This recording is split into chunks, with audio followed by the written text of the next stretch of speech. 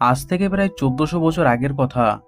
আপনি যদি সাধারণ মানুষকে জিজ্ঞেস করেন ভারতে ইসলাম কিভাবে এসেছিল, অধিকাংশ মানুষের উত্তর হবে কেন তলোয়ারের জোরে, একের পর এক যুদ্ধ এবং আক্রমণের মাধ্যমে। কিন্তু আমি যদি আপনাকে বলি এই ধারণাটা সম্পূর্ণ সত্যি নয়। হ্যাঁ, আপনি ঠিকই শুনছেন।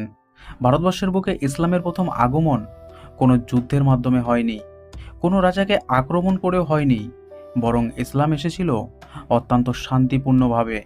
আজকের ভিডিওতে আমরা জানব ভারতবর্ষে সর্বপ্রথম ইসলাম কবে এবং কিভাবে এসেছিল, ভারতের প্রথম মুসলিম কে ছিলেন, প্রথম মসজিদ কোথায় তৈরি হয়েছিল এবং কিভাবে আরব সাগরের তীর থেকে শুরু হয়ে ইসলাম ছড়িয়ে পড়েছিল সমগ্র ভারতীয় উপমহাদেশে। তাই সম্পূর্ণ ইতিহাস জানতে ভিডিওটি শেষ পর্যন্ত দেখুন, আর চ্যানেলে নতুন হলে অবশ্যই সাবস্ক্রাইব করে রাখুন। চলুন ফিরে যাই ১৪০০ বছর আগের ইতিহাসে। এবার চলুন আমরা ইতিহাসের টাইম মেশিনে চড়ে ১৪০০ বছর পেছনে ফিরে যাই। গল্পটা শুরু হয় ৫০০ খ্রিস্টাব্দেরও বহু আগে। ইসলাম ধর্মের প্রচার তখন সবেমাত্র আরবে শুরু হয়েছে, কিন্তু ভারতের সাথে আরবের যোগাযোগ তারও অনেক পুরনো ছিল। ইসলাম আসার বহু আগে থেকেই আরবের বণিকরা ভারতের কেরালার মালবার উপকূলে আসতেন। কিন্তু প্রশ্ন হচ্ছে, কেন আসতেন তারা? তারা আসতেন মশলার জন্য।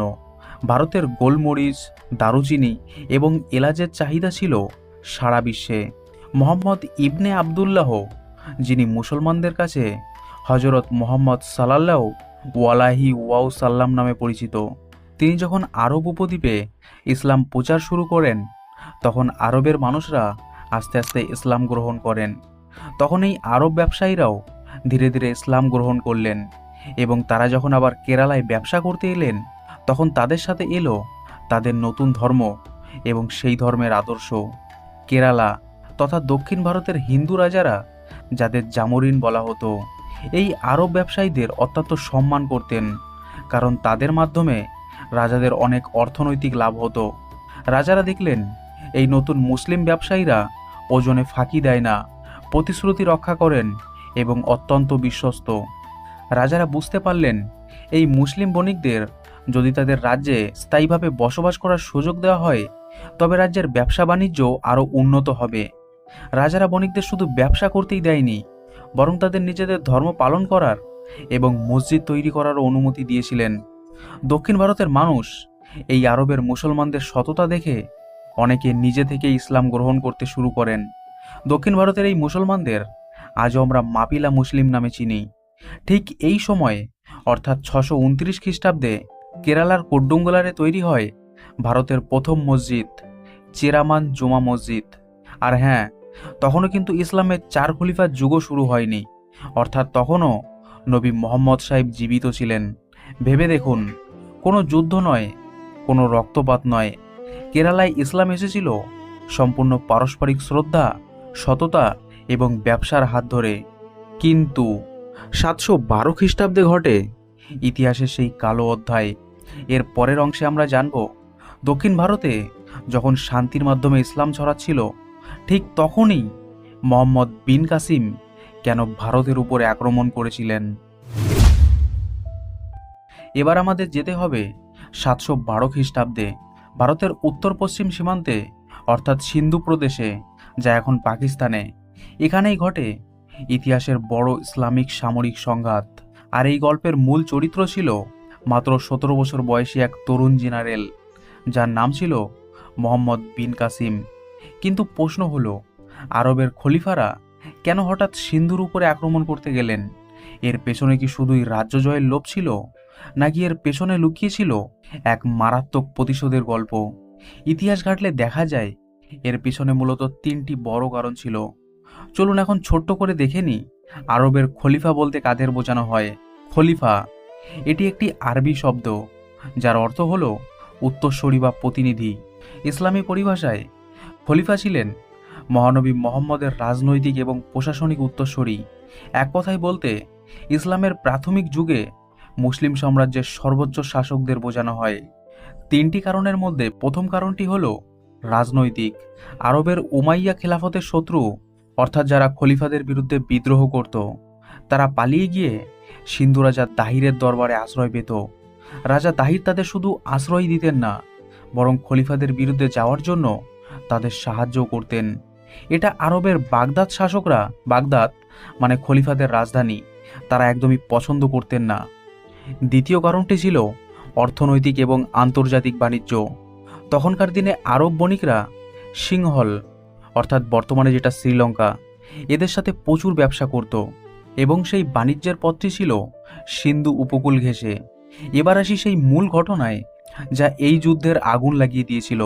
তৎকালীন সিংহলের রাজা, আরবের খলিফা আল ওয়ালিদ এবং ইরাকের গভর্নর হাজ্জাজ বিন ইউসুফের জন্য 8টি বড় জাহাজ বোঝাই করে সোনা, রূপো, রেশমি কাপড় এবং মূল্যবান উপহার পাঠাচ্ছিলেন। শুধু উপহার নয়, এই জাহাজে এমন কিছু অনাথ মুসলিম নারী এবং শিশু ছিলেন যাদের পরিবার সিংহলে মারা গিয়েছিলেন। জাহাজগুলো যখন সিন্ধুর দেবল বন্দরের কাছে পৌঁছায়, যেটা বর্তমানে করাচির কাছাকাছি, তখন একদল ভয়ঙ্কর জলদস্যু জাহাজগুলোর উপরে আক্রমণ করে। তারা সমস্ত ধন সম্পদ লুট করে এবং সেই অনাথ নারী ও শিশুদের বন্দি করে নিয়ে যায়।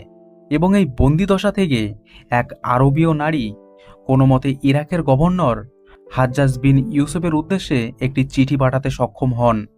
সেই চিঠিতে লেখা ছিল, হে হাজ্জাজ, আমাদের বাঁচাও। এই খবর পাওয়া মাত্রই হাজ্জাজ বিন ইউসুফ রেগে ফেটে পড়লেন। তিনি সিন্ধু রাজা দাহিরকে একটি কড়া চিঠি লিখলেন। চিঠিতে বলা হলো, আপনার রাজ্যের জলদস্যুরা আমাদের জাহাজ লুট করেছে, নারীদের বন্দি করেছে।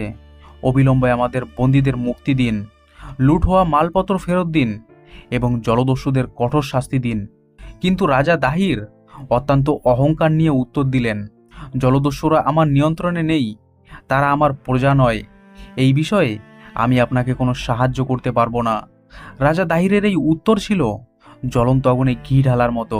হাজ্জাজ বিন ইউসুফ সিদ্ধান্ত নিলেন, এবার আর কোনো আলোচনা নয়, এবার যুদ্ধ হবে। তিনি প্রথমে 2টি ছোট সেনাদল পাঠালো সিন্ধুতে, কিন্তু রাজা দাহিরের বিশাল বাহিনীর কাছে তারা পরাজিত হন।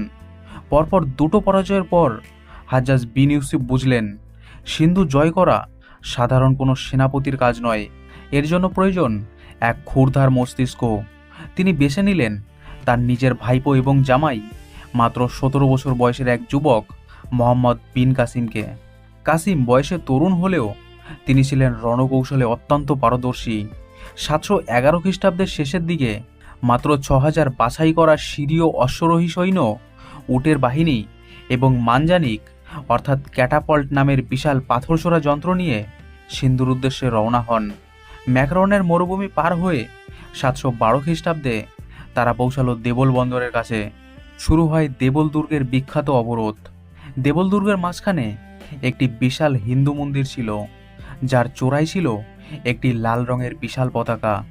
স্থানীয় মানুষের বিশ্বাস ছিল, যতক্ষণ এই পতাকা উড়বে ততক্ষণ দেবল দুর্গকে কেউ জয় করতে পারবে না। মোহাম্মদ বিন কাসিম তার গোয়েন্দাদের মাধ্যমে এই গোপন তথ্যটি জানতে পারেন। তিনি তার মানজানিক অর্থাৎ পাথর জোড়ার পাথরটি নিখুঁতভাবে তাক করেন এবং এক বিশাল পাথরের আঘাতে মন্দিরের সেই লাল পতাকাটি মাটিতে নামিয়ে আনেন। পতাকা ভেঙে পড়ার সাথে সাথেই দুর্গের ভিতরে সৈন্যদের মনোবল ভেঙে যায়। এরপরেই আরব সেনারা দেবল দুর্গ জয় করে নেন এবং বন্দী নারীদের উদ্ধার করে। দেবল জয়ের পর মোহাম্মদ বিন কাসিম সিন্ধু নদী পার হয়ে রাজা দাহিরের মূল বাহিনীর মুখোমুখি হন। ইতিহাসের পাতায় একে বলা হয় রাওয়ারের যুদ্ধ। রাজা দাহিরের সেনাবাহিনী ছিল বিশাল, হাজার হাজার পদাতিক সৈন্য, দক্ষ অশ্বারোহী এবং সবচেয়ে বিপজ্জনক ছিল তাদের হাতি বাহিনী। আরবের যুদ্ধ ঘোড়াগুলো আগে কখনো এত বিশাল হাতি দেখেনি, তাই হাতির গর্জনে ঘোড়াগুলো ভয় পেয়ে পিছিয়ে যাচ্ছিল। যুদ্ধের প্রথম দিকে রাজা দাহিরের পাল্লাই ভারী ছিল, কিন্তু মোহাম্মদ বিন কাসিম দমে যায়নি। তিনি এক নতুন কৌশল খাটালেন। তিনি তার সেনাবাহিনীকে নির্দেশ দিলেন, তীরের মাথায় আগুন জ্বালিয়ে হাতির চোখে এবং পিঠের হাওদারের উপরে নিক্ষেপ করতে। হাওদার, যার অর্থ হলো যেখানে রাজা বসেন। হঠাৎ একটি জ্বলন্ত তীর এসে লাগে রাজা দাহিরের হাতির হাওদারে। আগুন ধরে যাওয়ায় হাতিটি পাগলের মতো ছটফট করতে করতে সিন্ধু নদীর দিকে দৌড় দেয়। রাজাকে রণক্ষেত্র থেকে চলে যেতে দেখে দাহিরের সৈন্যদের মনে রটে যায় যে রাজা মারা গেছেন। ব্যাস, মুহূর্তের মধ্যেই সিন্ধু বাহিনীর মধ্যে বিশৃঙ্খলা সৃষ্টি হয়। রাজা দাহির হাতি থেকে নেমে বীরের মতো যুদ্ধ করলেও শেষ পর্যন্ত যুদ্ধক্ষেত্রেই তিনি নিহত হন। 712 খ্রিস্টাব্দে এই ঐতিহাসিক জয়ের মাধ্যমে সিন্ধু অর্থাৎ মুলতান সম্পূর্ণভাবে মোহাম্মদ বিন কাসিমের নিয়ন্ত্রণে চলে আসে। কিন্তু গল্পের সবচেয়ে আসল টুইস্ট আসে এরপর থেকে। অনেকে মনে করেন মুসলিমরা সিন্ধু জয় করেই বুঝি সব মন্দির ভেঙে ফেলেছিল অথবা সবাইকে জোর করে ধর্মান্তরিত করেছিল, কিন্তু চশনামার ইতিহাস আমাদের অন্য কথা বলে। সিন্ধু বিজয়ের পর প্রায় 300 বছর ভারতবর্ষের রাজনীতিতে আর কোনো বড় আক্রমণ হয়নি। আরবরা সিন্ধু এবং মুলতানের বাইরে আর এগোতেই পারেনি। কিন্তু একাদশ শতাব্দীতে অর্থাৎ 1000 খ্রিস্টাব্দের দিকে ভারতের উত্তর পশ্চিম সীমান্তে এক নতুন শক্তির উত্থান ঘটল। এরা আরবীয় ছিল না, এরা ছিল মধ্য এশিয়ার অত্যন্ত লড়াকু এবং পরাক্রমশালী জাতি তুর্কি মুসলিম। আর এই তুর্কি আক্রমণের অধ্যায়ে যে দুটি নাম ভারতের ইতিহাসকে চিরতরে বদলে দিয়েছিল তারা হলেন গজনির সুলতান মোহাম্মদ এবং গোরের মোহাম্মদ ঘুরি। অনেকে এই দুইজনকে গুলিয়ে ফেলেন, কিন্তু ইতিহাসে এই দুই শাসকের চরিত্র, মানসিকতা এবং ভারতের আসার উদ্দেশ্য সম্পূর্ণ আলাদা ছিল। চলুন প্রথমে জানা যাক সুলতান মাহমুদের গল্প। সময়টা ছিল 1000 খ্রিস্টাব্দ। আফগানিস্তানের গজনি সাম্রাজ্যের সিংহাসনে বসলেন এক উচ্চবিলাসী শাসক, সুলতান মোহাম্মদ গজনভি। তিনি প্রতিজ্ঞা করেছিলেন তিনি প্রতি বছর ভারতে অভিযান চালাবেন। 1000 থেকে 1027 খ্রিস্টাব্দের মধ্যে তিনি মোট 17 বার ভারতবর্ষের বুকে আক্রমণ করেন। কিন্তু এখানে একটা বড় প্রশ্ন আসে, যা নিয়ে ইতিহাসবিদদের মধ্যে আজও বিতর্ক রয়েছে। মোহাম্মদ কেন বারবার ভারতে আসতেন? তিনি কি ভারতে কোনো মুসলিম সাম্রাজ্য করতে চেয়েছিলেন? কিন্তু ইতিহাস বলছে না। সুলতান মাহমুদের মূল লক্ষ্য কিন্তু ইসলাম প্রচার ছিল না। তার আসল উদ্দেশ্য ছিল ভারতের মন্দিরগুলোর ভেতরে জমে থাকা শত শত বছরের অগাধ ধন সম্পদ লুট করা। সেই যুগে ভারতের মন্দিরগুলো শুধু উপাসনালয় ছিল না, সেগুলো ছিল এক একটি বিশাল ব্যাংক। মাহমুদ এই বিপুল সম্পদ লুট করে নিয়ে যেতেন তার নিজের শহর গজনভিতে, কারণ তিনি মধ্য এশিয়ায় নিজের একটি বিশাল এবং শক্তিশালী সাম্রাজ্য করতে চেয়েছিলেন। আর সেই সাম্রাজ্যের রাজধানী গজনিকে বিশ্বের সবচেয়ে সুন্দর এবং জাঁকজমকপূর্ণ শহর হিসাবে গড়ে তোলার জন্য তার প্রচুর অর্থের প্রয়োজন ছিল। তাই ভারত ছিল তার কাছে সেই অর্থ উপার্জনের সবচেয়ে সহজ উপায়। তার 17টি আক্রমণের মধ্যে সবচেয়ে বড় এবং আলোচিত আক্রমণটি ছিল 1025 খ্রিস্টাব্দে গুজরাটের বিখ্যাত সোমনাথ মন্দিরে। এই মন্দিরটি এতটাই ধনী ছিল যে ইতিহাসবিদদের মতে মোহাম্মদ সেখান থেকে যে পরিমাণে সোনা, হিরে এবং জহরত লুট করেছিল তা নিয়ে যাওয়ার জন্য শত শত উটের প্রয়োজন হয়েছিল। তবে মোহাম্মদ কেবল একজন লুটেরাই ছিলেন না, তিনি তার দরবারে জ্ঞান বিজ্ঞানের দারুণ পৃষ্ঠপোষকতা করতেন। তার সাথেই ভারতে এসেছিলেন বিখ্যাত পণ্ডিত আল বিরুনি। তিনি ভারতের সমাজ এবং সংস্কৃতি নিয়ে একটি কালজয়ী বই লিখেছিলেন, কিতাবুল হিন্দ। 1030 খ্রিস্টাব্দে মাহমুদের মৃত্যুর সাথে সাথেই গজনি সাম্রাজ্যের ভারতের উপরের আধিপত্য চিরতরে শেষ হয়ে যায়। সুলতান মাহমুদের মৃত্যুর প্রায় 150 বছর পর আফগানিস্তানের গোরের পাহাড়ি অঞ্চল থেকে উঠে এলেন আর একজন তুর্কি বীর, মোহাউদ্দিন মোহাম্মদ ঘুরি, যাকে আমরা মোহাম্মদ ঘুরি নামে চিনি। এই মোহাম্মদ ঘুরির সাথে সুলতান মাহমুদের আকাশ পাতাল তফাৎ ছিল। ঘুরি খুব ভালো করেই জানতেন যে শুধু লুটপাট করে কোনো বড় শক্তির ভিত গড়া যায় না। তার উদ্দেশ্য ভারতের ধনসম্পদ ছিল না, তার মূল উদ্দেশ্য ছিল উত্তর ভারতে একটি স্থায়ী মুসলিম সাম্রাজ্য প্রতিষ্ঠা করা। আর এই স্বপ্ন পূরণ করতে গিয়েই তার মুখোমুখি হতে হয়েছিল তৎকালীন উত্তর ভারতের সবচেয়ে বীর এবং পরাক্রমশালী রাজপুত রাজা দিল্লির শাসক পৃথ্বীরাজ চৌহানের সাথে।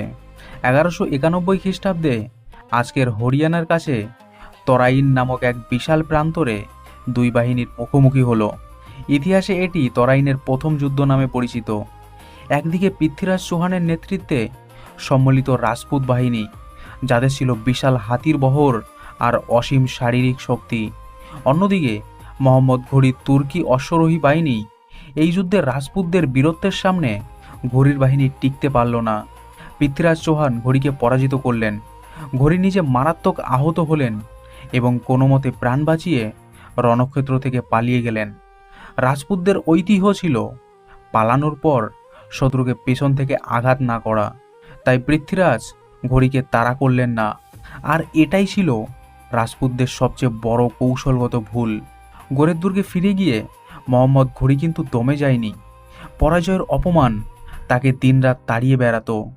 তিনি পুরো 1 বছর বিছানায় শননি, ভালো পোশাক পরেননি। তিনি কেবল একটাই কাজ করেছিলেন, রাজপুতদের রণকৌশল বিশ্লেষণ করা এবং নিজের বাহিনীকে নতুনভাবে সাজানো। ঠিক 1 বছর পর, অর্থাৎ 1192 খ্রিস্টাব্দে ঘড়ি আবার ফিরে এলেন সেই তরাইনির ময়দানে। শুরু হলো তরাইনের দ্বিতীয় যুদ্ধ। এবার ঘড়ির সৈন্য সংখ্যা ছিল 1 লাখেরও বেশি, কিন্তু এবার তিনি তরবারির চেয়ে নিজের বুদ্ধিকে বেশি কাজে লাগালেন। তিনি জানতেন রাজপুতদের মূল শক্তি ছিল তাদের হাতির বহর এবং সামনাসামনি যুদ্ধ করার ক্ষমতা। ঘড়ি তার বাহিনীকে কয়েকটি ছোট ছোট দলে ভাগ করলেন এবং আদেশ দিলেন সামনাসামনি যুদ্ধ করবে না, রাজপুতদের উপরে তীর ছুঁড়ে আবার পিছু হটে যাওয়ার ভান করবে। ঘড়ির এই হিট অ্যান্ড রান অর্থাৎ আক্রমণ করে পালিয়ে যাওয়ার ছক কাজ করে গেল। রাজপুতরা ভাবল তুর্কিরা হয়তো ভয় পেয়ে পালাচ্ছে, তাই তারা নিজের শৃঙ্খলা ভেঙে তুর্কিদের তাড়া করতে শুরু করলো। আর ঠিক তখনই রাজপুত বাহিনী ক্লান্ত হয়ে পড়ার পর ঘড়ি তার লুকিয়ে রাখা প্রধান 10,000 দক্ষ অশ্বরোহী বাহিনীকে চূড়ান্ত আক্রমণের নির্দেশ দিলেন। হঠাৎ এই সারাশি আক্রমণে রাজপুত বাহিনী দিশাহারা হয়ে পড়ল। তরাইনের দ্বিতীয় যুদ্ধে পৃথ্বীরাজ চৌহান পরাজিত এবং বন্দী হলেন। তরাইনের এই দ্বিতীয় যুদ্ধটি কোনো সাধারণ যুদ্ধ ছিল না, এটি ছিল ভারতের ইতিহাসের সবচেয়ে বড় টার্নিং পয়েন্ট। কারণ এই জয়ের মাধ্যমেই ভারতের মাটিতে রাজপুত শক্তির পতন ঘটে এবং উত্তর ভারতে মুসলিম শাসনের দরজা চিরতরে খুলে যায়। এই যুদ্ধের পরেই ভারতের বুকে জন্ম নিতে যাচ্ছে এক নতুন অধ্যায়, যার নাম দিল্লি সালতানাত। মোহাম্মদ ঘড়ি যখন তরাইনের দ্বিতীয় যুদ্ধে জয়লাভ করে ভারত ছেড়ে ফিরে যাচ্ছিলেন, তখন তিনি ভারতের ক্ষমতা কোনো রাজপুতের হাতে দিয়ে যাননি। তিনি ক্ষমতা সঁপে দিয়েছিলেন তার সবচেয়ে বিশ্বস্ত সেনাপতি কুতুবউদ্দিন আইবকের হাতে।